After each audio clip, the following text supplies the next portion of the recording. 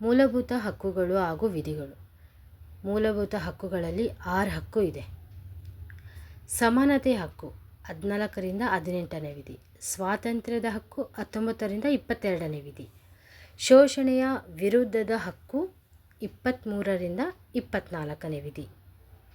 ಈ ವಿಧಿಗಳಲ್ಲಿ ನಮಗೆ ಸಮಾನತೆ, ಸ್ವಾತಂತ್ರ್ಯ, ಶೋಷಣೆ ಇದರ ಬಗ್ಗೆ ವಿವರಣೆಯನ್ನು ಕೊಡ್ತಾರೆ ಈ ವಿಧಿಗಳಲ್ಲಿ.